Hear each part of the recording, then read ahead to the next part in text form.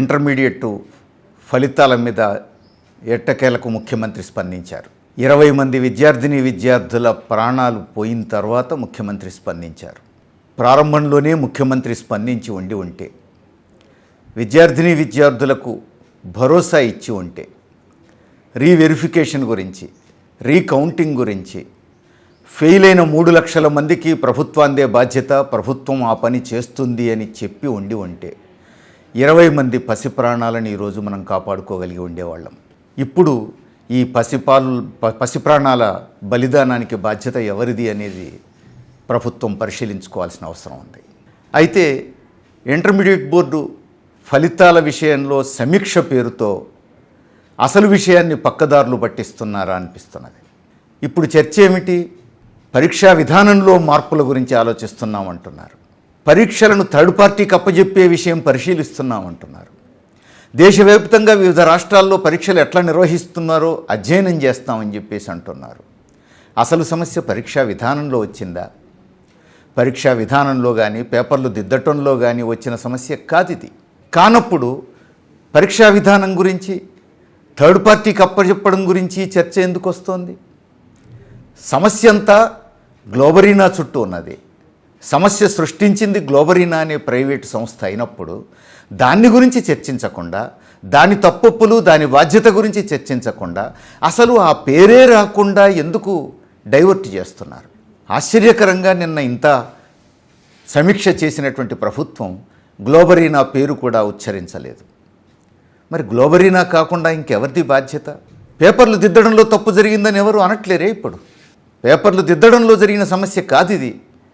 ఇదంతా కూడా కంప్యూటర్ చేసినటువంటి మిస్టేకు, టెక్నికల్గా జరిగినటువంటి మిస్టేక్ అనేది రాష్ట్రమంతా అందరూ అంగీకరిస్తున్న విషయం. దానికి బాధ్యత వహించాల్సింది ఇంటర్మీడియట్ బోర్డు కాదు, గ్లోబరీనా సంస్థ. ఒకవేళ ఇంటర్మీడియట్ బోర్డు స్వతంత్రంగా నిర్ణయం తీసుకొని తానే గ్లోబరీనా సంస్థకు కాంట్రాక్టు అప్పజెప్పి ఉంటే అది ఇంటర్మీడియట్ బోర్డుదే బాధ్యత. ఆ మాట చెప్పగలుగుతుందా ఇప్పుడు ప్రభుత్వం? జనం కోడైకి వస్తున్నటువంటి విషయం ఏమిటి? గ్లోబరీనా సంస్థ అధిపతి మంత్రివర్గంలో ఒక ముఖ్యమైనటువంటి మంత్రికి అత్యంత సన్నిహితుడని చెప్పేసి రాష్ట్రమంతా చెప్పుకుంటున్న విషయం. దీన్ని కాదని ఇంతవరకు ఒక మంత్రి కూడా ఖండించలేదు, ముఖ్యమంత్రి కూడా ఖండించలేదు. ఇంటర్మీడియట్ బోర్డు రాష్ట్ర ప్రభుత్వాన్ని, అందులో కీలకమైనటువంటి మంత్రిగా పనిచేసిన వ్యక్తిని కాదని తానే నిర్ణయం తీసుకోగలిగేటువంటి స్థితిలో ఇంటర్మీడియట్ బోర్డు ఉందా? లేదు కదా. ఒక మాజీ మంత్రి లేదా ప్రస్తుత మంత్రిని కాదని మంత్రివర్గం లేదా ప్రభుత్వం మీద కీలకమైనటువంటి పట్టు కలిగినటువంటి వ్యక్తిని కాదని ఇంటర్మీడియట్ బోర్డు స్వతంత్రంగా ఒక కాంట్రాక్టు, అందులో ఇంత కీలకమైనటువంటి కాంట్రాక్టు అప్పగింపగలిగేటువంటి స్థితిలో ఉందా? మనందరికీ తెలుసు అసాధ్యం ఇది అని చెప్పేసి. అలాంటప్పుడు సమస్య ఇంటర్మీడియట్ బోర్డులో లేదు, సమస్య గ్లోబరీనా సంస్థలో ఉంది. ఆ గ్లోబరీనా సంస్థను సిఫారసు చేసింది ఎవరు, దానికి కాంట్రాక్ట్ ఇవ్వమని చెప్పింది ఎవరు అనే దగ్గర అసలు సమస్య ఉంది. 9 లక్షల మంది విద్యార్థుల భవిష్యత్తుతో చెలగాటమాడినటువంటి గ్లోబరీనా సంస్థను పక్కన పెట్టి విషయాన్ని డైవర్ట్ చేసి ఇతర విషయాల వైపు ఎందుకు చర్చను తిప్పుతున్నారు? 3 లక్షల మంది విద్యార్థులు మామూలుగా పాస్ కావాల్సిన వాళ్ళు కాదు, డిస్టింక్షన్ రావాల్సిన వాళ్ళు, 90%కు పైన రావాల్సిన వాళ్ళు, భవిష్యత్తు గురించి భరోసా ఉన్నది, తాము బాగా కష్టపడి చదివి పరీక్షలు రాసామనేటువంటి ధైర్యం ప్రదర్శిస్తున్న వాళ్ళు, అలాంటి విద్యార్థులు ఫెయిల్ అయినట్టుగా చూపిస్తున్నప్పుడు దానికి బాధ్యత వహించాల్సినటువంటి గ్లోబరీనాను వదిలిపెట్టి దాన్ని సిఫారసు చేసినటువంటి మాజీ మంత్రి లేదా ప్రస్తుత మంత్రి ఎవరైనా కావచ్చు, మొత్తం మీద మంత్రివర్గం మీద లేదా ప్రభుత్వం మీద పట్టుగలిగినటువంటి కీలకమైనటువంటి వ్యక్తి ఆ విషయాలను వదిలేసి పరీక్షా విధానం గురించి చర్చ అనంటే ఏం ఉపయోగం? థర్డ్ పార్టీకి అప్పచెప్తాము అని అంటే ఇంటర్మీడియట్ బోర్డును అవమానించడమే కదా, ఆ ఉద్యోగులను అవమానించడమే కదా, పేపర్లు దిద్దిన టీచర్లందరినీ అవమానించడమే కదా. అందుకని ఇది సీరియస్గా పరిశీలించాల్సినటువంటి విషయం. బాధ్యత ఎవరిది? ఇప్పుడు అనేక దశాబ్దాల చరిత్రలో ఇంటర్మీడియట్ బోర్డు ఎప్పుడూ కూడా ఇంత పెద్ద వైఫల్యాన్ని మూటగట్టుకోలేదు.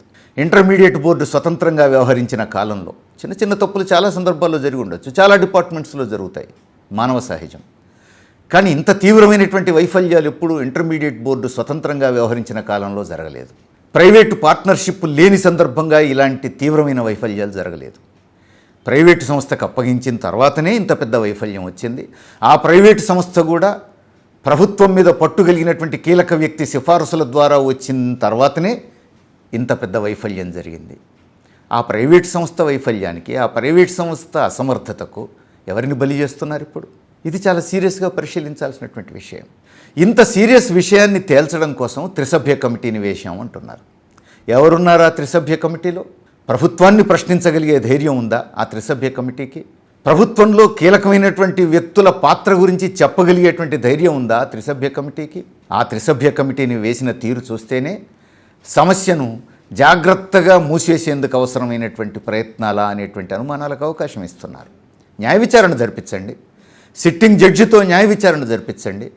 అప్పుడు ఉన్నది ఉన్నట్టు చెప్పడానికి అవకాశాలు మెరుగ్గా ఉంటాయి. ఆ పని గురించి అసలు ఎందుకు ఆలోచించట్లేదు ప్రభుత్వం? ఆ వైపు మాట్లాడడానికే ఎందుకు సిద్ధంగా లేదు? ఇప్పుడు ముఖ్యమంత్రి స్పందించారు, ఆలస్యంగానైనా స్పందించారు, సంతోషం. కానీ స్పందించిన తీరు మాత్రం అసలు తప్పు చేసిన వాళ్లను కాపాడడం కోసమేనా అన్నట్టుగా ఉంది. విద్యార్థుల జీవితాలతో చెలగాటం ఆడినటువంటి సంస్థను కాపాడటం కోసమేనా అన్నట్టుగా ఉంది. అందుకు అవసరమైనటువంటి ఏర్పాట్లన్నీ పూర్తి చేసుకున్న తర్వాత బహిరంగంగా స్పందించారా అనేటువంటి అనుమానాలకు అవకాశం ఇస్తున్నారు.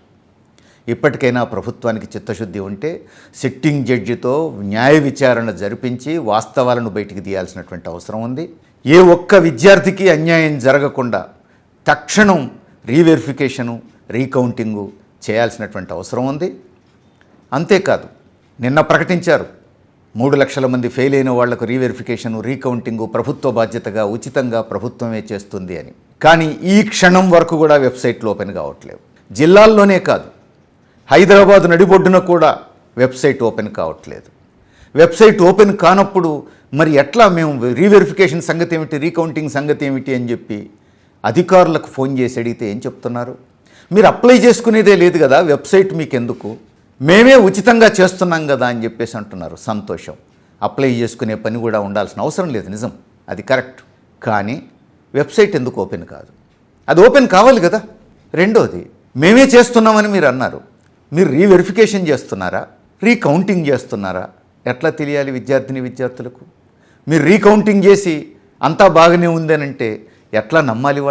వాళ్ళు కోరుకునేది రీవెరిఫికేషన్ అయితే మీరు రీకౌంటింగ్ చేస్తే మిమ్మల్ని ఎట్లా నమ్మాలి వాళ్ళు?